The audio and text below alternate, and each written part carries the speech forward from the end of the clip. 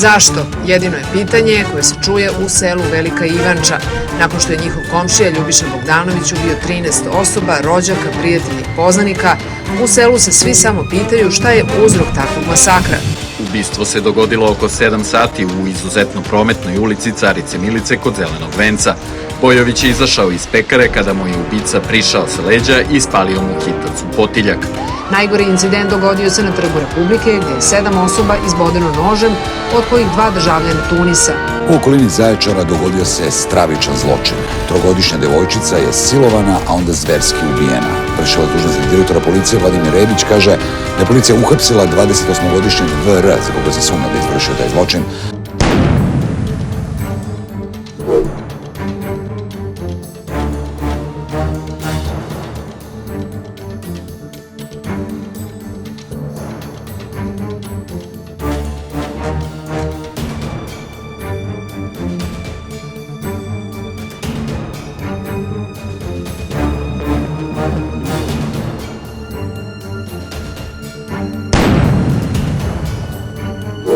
Pomoć, ljudi, u pomoć! U pomoć, ljudi! Ljudi, u pomoć! U pomoć! Zbog čega ovdje rade? Zbog čega? Pa on slikao. Halo bre, pusti me! Matori, gledajte! Vidim, to se kuno tebe! Halo bre! Halo bre, ostavi me bre!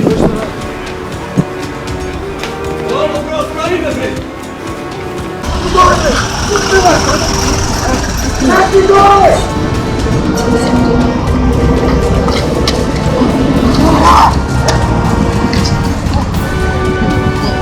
Pusti me leća! Čekaj, prekidaš, halo seljačina. Halo seljačina, stani malo. Šta te? Pa idi izdari sve, pojedi sve ovac, idi Kenja, idi.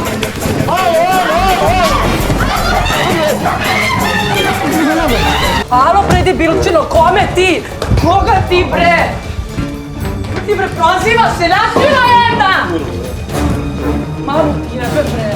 Misteriozno ubistvo 33-godišnje pevačice Jelene Marjanović već 19 dana je u žiži interesovanja većine medija i javnosti u Srbiji, ali i zemljama bivše Jugoslavije. Rasvetljavanje zločina i privođenje ubice pravdi tema je o kojoj svi govore u autobusima, kafićima, na ulici, radnim mestima. Prošlo je više od mesec dana od ubistva pevačice Jelene Krsmanović, a slučaj još uvek tapka u mestu.